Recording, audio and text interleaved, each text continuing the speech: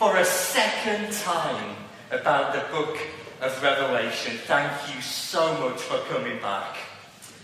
Today, we are focusing on the so-called the bad bits. You know, those strange and terrible and fantastical and terrifying and weird and worrying and frankly quite scary images of monsters and dragons in the book of Revelation. But firstly, we're going to do a little recap to last week because it's important to go back to those basic foundations that we looked at last week. And we underlined some clues last week in our Bibles that help us to read all of it, especially these difficult bits, how to read them well. And let's think of them as lenses, as an eye test where we can put different lenses on, filters back on to help us read. And the first lens, do you remember, the first lens we put on last week was the Greek word apokalypsis. That word apokalypsis, which is translated as, into Latin as revelatio, and translated into English as revelation. There should be a slide for it, but it might be quite a big JPEG, so it might be loading up. Apokalypsis, to remove a veil. Revelatio, to reveal. Revelation means to make visible to all. And so the clue is in the name. It does what it says on the tin. This is a book that's meant to be understood, that can be understood. This is an unveiling. This is a revealing. Now, do you remember the next lens that we put on? The next lens that we put on last week is the word, the revelation of. And we spent a little bit of time thinking about that word of, and we circled the word of. This is a revelation of Jesus Christ. This book isn't, by the way, when the slides come up, I spent ages putting these words into binoculars and telescopes and stuff like that to make it a little bit more visually appealing, so hopefully it'll come up in a bit. This book is called the Revelation of Jesus Christ. The book isn't called the Revelation of the End Times, or the Revelation of the Great Tribulation, or the revelation of suffering of the saints. This is a revelation of Jesus Christ. And a revelation of Jesus Christ is a gospel. It's good news. It's all about Him. The next lens that we need to put on, it should come up on the screen, but it might not do. There's some frantic stuff going on at the desk, so you're going to have to say this word with me. It's the Greek word essemenon. Do you want to say that to someone next to you? Look at them and say, essemenon, essemenon, essemenon. The word that's translated, that one word, essemenon, is translated in your Bibles in English as He made it known. He made it known. And so we ask the question, how has the revelation been made known? Well, the author has told us. It has been made known as essemenon. Essemenon signified or communicated through symbols and signs and metaphors and pictures. And that is really good news, because that means that it's always true, and it's always real, and it's always relevant, and it's always for me, and it's always for you, and it always brings comfort, and it always brings hope. Essemenon. And the next lens is the word blessed. We looked at that word blessed. It's in there twice. Blessed is the one who reads. Blessed is the one who hears it. Let's make sure when we read it we have our blessed lenses on. We need to read the book of Revelation through a double blessing lens. And Jesus tells us, remember in Matthew chapter 5, we looked at the Beatitudes. Jesus tells us what it means to be blessed. To be blessed is to be comforted. and satisfied, to find mercy, to find peace, to experience joy and gladness. And so we have to ask that question, did that social media post on the apocalypse, did that podcast lead to fear and discomfort and dissatisfaction and anxiety and sadness? Because that's all the opposite of blessedness. So it's not the message of the revelation of Jesus Christ. Reject the message of fear. Embrace the message of blessing. And finally, remember I asked you to put on 3 lenses, the threefold prophecy lens, not just a single monocle lens, but only looking through a telescope into the distant future, but 3 lenses to read the book of Revelation with. A lens looking back to the Old Testament and its salvation history. A lens looking to Jesus, the author and perfecter of our faith. And a lens looking to the church in our times, in these last days. And let's remember, this book is a gospel. It's all about Jesus. Verse 1, the revelation of Jesus Christ. Verse 4, verse 8, verse 15, squeeze them together. The Alpha and Omega, the first and the last, who was and who is to come. And it's Jesus Christ himself that provides the pattern for all prophecy in the book of Revelation. Just as he was and is to come, so too all of the images in the book of Revelation was and is to come. That's my recap. I tried to squeeze it into 5 minutes. But they're the lenses that we now need to use whenever we read this book. And as we move on to all the bad bits, we could have chosen any weird and wonderful and scary and strange images in the book of Revelation. We could have looked at the 4 horsemen of the apocalypse in chapter 6. Or we could have looked at the great red dragon in chapter 12. Or we could have looked at the bloodthirsty prostitute riding on a 7-headed beast in chapters 17 and 18. There's so much we could have looked at, but I think if this morning we just focus only on chapter 13 alone, we're going to have more than enough to chew on today. So we're going to look at the 2 beasts in Revelation 13. The first of the 2 beasts in Revelation 13 is the beast from the sea. By the way, I've said to a few people, it's coming up to 20 years since I completed my PhD on the book of Revelation. Teach on it all the time, publish on it. I've never preached on Revelation 13 in a church before.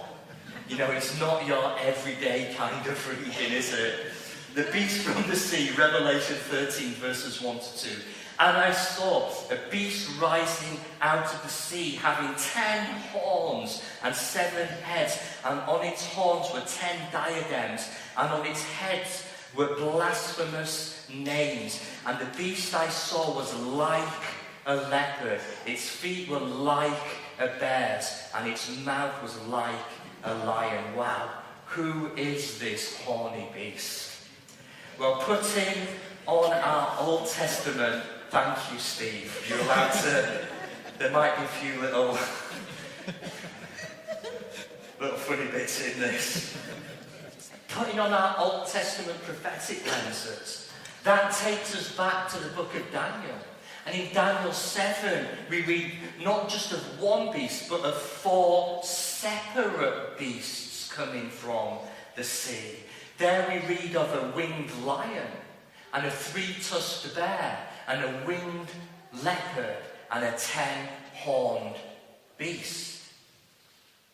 The first empire, or beast, so the beast is a metaphor for empire in Daniel, was Babylon, around 600 BC under Nebuchadnezzar. The second beast was the Persian bear under Cyrus, around 550 BC. The third beast, the third empire, was the Greek kingdom under Antiochus Epiphanes, from around 160 years before Christ. And Daniel's fourth beast was an iron-toothed beast. Imperial Rome under the Caesars from 60 BC, continuing through for a few hundred more years. But can you see what John does in his Revelation in chapter 15? Here we just have one beast from the sea, with the characteristics of all four of Daniel's beasts all taken and blended together into one single final composite image. And this is so important to understanding how to interpret it. The beast was Nebuchadnezzar and Babylon. Then the beast was Cyrus the Great and Persia. And then the beast was Antiochus Epiphanes. And the Greeks. And then the beast was the Caesars and Imperial Rome. And can you see, in using such a composite and sequential image, John is naturally asking each one of us today, in our own time, whenever we read it, John wants us to ask, well, who is the beast today? Who then is the beast today? Because when we read it all mixed, Daniel stuff all mixed together here, we read it can't just be Nebuchadnezzar. And it can't just be Cyrus the Great of Persia. And it can't just be Antiochus Epiphanes. And it can't just be Nero and Domitian and Vespasian and the Caesars. Otherwise, the beast from the sea would just be a winged lion, or just be a bear with 3 tusks, or just be a winged leopard, or just be a horny beast with iron teeth. So it can't just be today. And it can't just be in the future. The combining of all of these images means that it is any image, any empire, any ruler, any power, verse 1 tells us. Any power that verse 1 says speaks blasphemous names. Verse 5, haughty and blasphemous words. Any kingdom and ruler, verse 6, that opens its mouth to utter blasphemies against God, his name and his dwelling. Can you see that? Blasphemy, blasphemy, blasphemy, blasphemy. They're all saying blasphemy. So we've got to ask the question, what is blasphemy? And that is so simple to answer, because there are only 2 ways of blaspheming. That's it. Number 1, blasphemy is saying that God is not God. Or number 2, blasphemy can be saying that I am God. That's blasphemy. Any system or individual or power that sets itself up as divine, or that denies that Jesus Christ alone is divine, or demands to be worshipped instead of Jesus Christ, that is the beast from the sea. And so we have to ask ourselves today, who is the beast from the sea in our own times right now? Those blasphemous voices that want to supplant the lordship of Jesus Christ, that say, worship something else. Worship something else. Worship yourself. Worship us. And I think we really see a glimpse of this in contemporary Western society. In that culture of self-worship, of self-love. It's all about me, me, me, me, me. And we make an idol of the self. That is worshipping something other than God. We place ourselves in the place of God in today's society. It's all about me. That's an example of the beast from the sea. Next, the beast from the land. Revelation 13 verse 11. Then I saw another beast that rose out of the earth. It had 2 horns like a lamb. By the way, I've spent most of my life in Liverpool, and I like to say when I'm teaching the most important word in the book of Revelation, is the word like. It is a neglected but important word, like. Then I saw, and that fits into that Asimonan lens you've all put on. Sorry for going back into my accent there. It had to be done in my accent. It had two horns like a lamb, and it spoke like a dragon. Now notice how in a perverse way this beast is Christ-like. It looks like the lamb. And frequently in the book of Revelation we come across this hearing versus seeing paradigm. I heard and I saw, and I heard and I saw them, and we're challenged in what we hear and what we see, what we expect. The beast from the lamb looks like a lamb, but sounds like a dragon that we know from chapter 12 is called Satan. Can you see how in a perverse way the beast is meant to come across as a bit Christ-like? We have the healing of the wound, the lamb-like appearance. It's a parody, it's a mockery, it's an imitation of the death and resurrection of our Lord Jesus. This kind of lamb speaks like a dragon, but let me tell you, it's a fake lamb. Because the real lamb died in weakness and was raised to life by God's power. But the fake lamb will always promote a different kind of resurrection and a different kind of strength. The fake lamb promotes the worship of power based on strength and fighting and conquering and war. And so today in our own times we have to ask ourselves today, who is the beast from the lamb? Well, we can look, where is power and strength and fighting and conquering and war? Where is that glorified? Which nations, which rulers, which countries are calling for war? There you will find the beast from the lamb.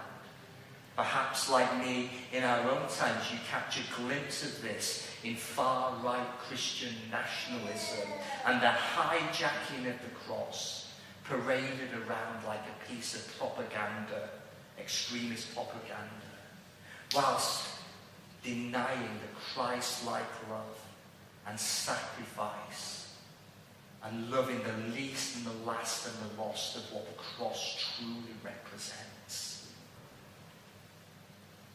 Now we can look at the mark of the beast. Verse 16, it calls us all, both small and great, both rich and poor, both free and slave, to be marked on the right hand or the forehead, so that no one can buy or sell who does not have the mark. This is all about who you belong to.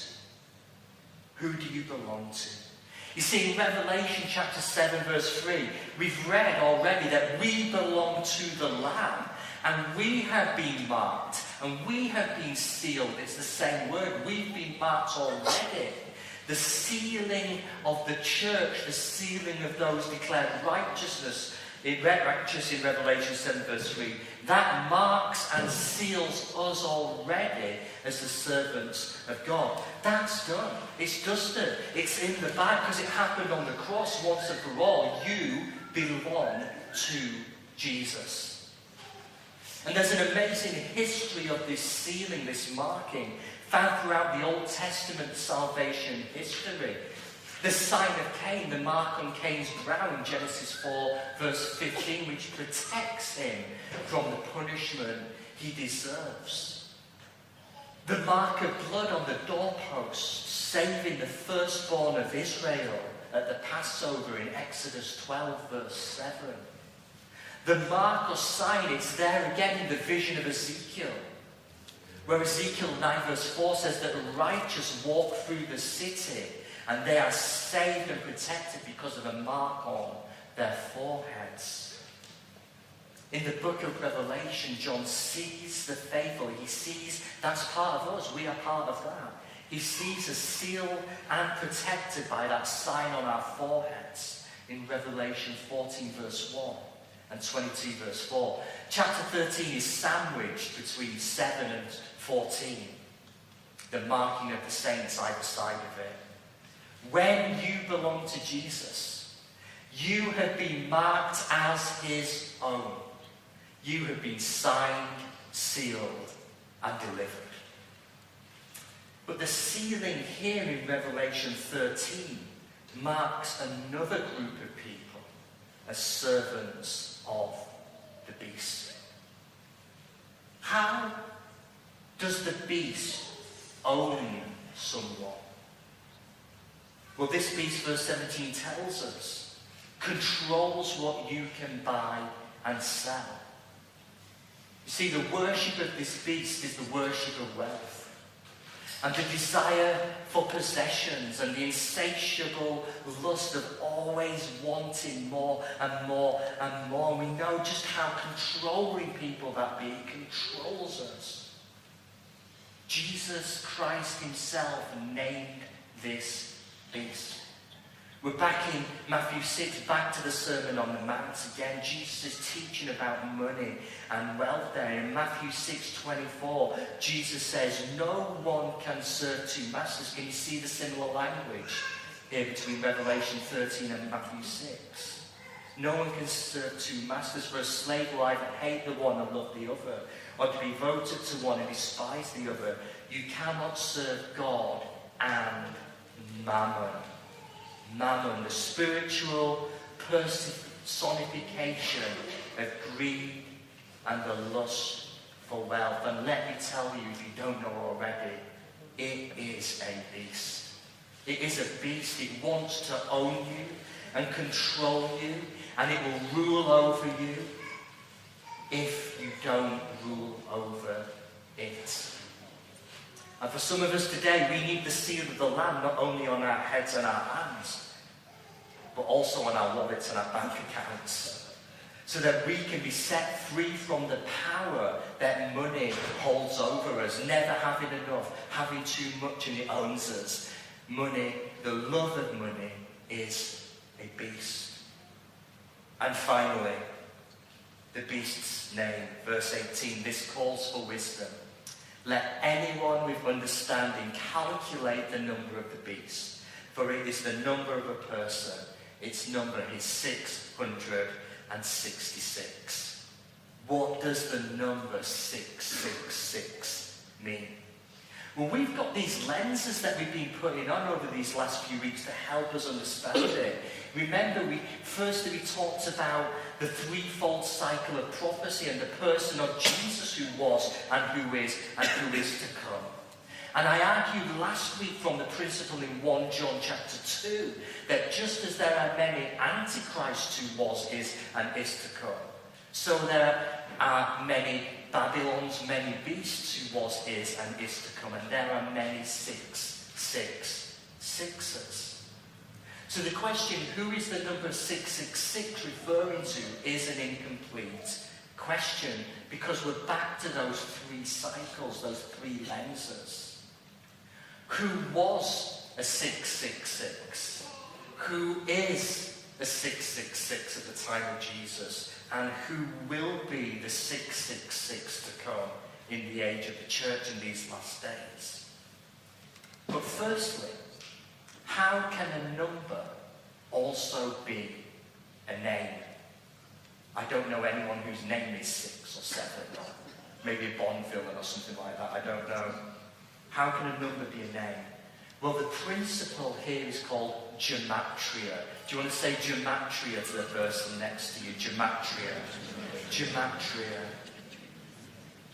In the languages of the ancient world, letters of the alphabet all had numerical values. So, for example, the first 3 letters of the Greek alphabet in lowercase, alpha is 1, beta is 2, gamma is 3, delta is 4, etc., etc. Different in capitals. And gematria is the practice of representing words and names by the sums of their numerical equivalents. And you can go onto this website or other websites, gematrix.com, and try it for yourself. And there you'll see there are so many names, ancient and modern, that come to 666. And someone described the number 666 like this. It's like a lock that any key will fit. Because we could spend a bit of time where we put the words in English, we put it in Latin, or we put it in Hebrew, or we put it in Greek, we put it in lowercase, double case, we add them, we times them. Do you know, you can come up with my name, or Sophie's name, or someone else's name, or someone that you don't like, or something, you know. You will be able to come up with that for yourself. But you can see what I'm going to say, because you've got your semen and lens on. And if you've got your semen and lens on, you're going to say, but we need to resist any attempt to identify 666 with the literal calculation of just being one single individual alone. So what does 666 represent as a semen and sign or symbol that points beyond itself? Well, in Scripture, the number 6 has the idea of incompleteness and imperfection. And 6 on its own doesn't really make sense unless you compare it with the number 7, the number of completeness and perfection. Think back to the 6 days of creation in Genesis, followed by the 7th, the Sabbath, the completion, the consummation. And this 6 is represented elsewhere in Revelation. 6 seals of judgment, 6 trumpets sounding judgment, 6 bowls pouring out judgment. Who on? On the beast's followers, not on us. The 7th in each series always depicts the perfection and consummation of the coming kingdom of Christ. Can you see how each 6 is incomplete without its 7th? And so the number 6 represents incompleteness and failure and fallenness and judgment. But you guys, you're all wearing a triple repetition prophecy lenses, right? So I can hear you all saying to me, James, but it isn't just a 6, it's a triple repetition of 6s. You see how that fits into the lenses, yeah? And you're right, it's not just 6, but it's 3 6s, 6, then 6, then 6, showing that the number is sequential, it's chronological, it works on so many levels. We can just far them out. In the Roman Empire, the psychopathic emperors Nero, Vespasian, and Domitian, 666. The 3 corrupt Borgia popes whose immorality forced the Protestant Reformation, 666. Hitler, Stalin, Chairman Mao, 666, Mugabe, Idi Amin, Pinochet, 666, Pol Pot, Gaddafi, Kim Il-sung, 666. Today, Putin, the IDF and Hamas, 6 and 6, Boko Haram, the Fulani, Sudan's Rapid Support Force, 666. So we're not just talking, there we go, boom, boom, boom, boom, boom, boom, boom. We're not just talking 666, but 6 recurring. 666, 666, 666. The beast from the land. Any power, there we go, 6 recurring. My kids had to tell me what that thing over the number meant. The beast from the land. Any power that puts itself in the place of God. And it could even be me or you. The beast from the sea. Any power that uses violence and strength to oppress and control, especially the last, the least, and the lost. The mark of the beast is the power and control that wealth and possessions can hold and exert over us. And 666, the intensification of incompleteness and failure of any religion, nation, or individual falling short of the perfection of Jesus Christ. But blessed are you. Blessed are you. Because you have been marked. You are owned. You have been signed, sealed, and delivered. And you belong to the Lamb and the kingdom of our God.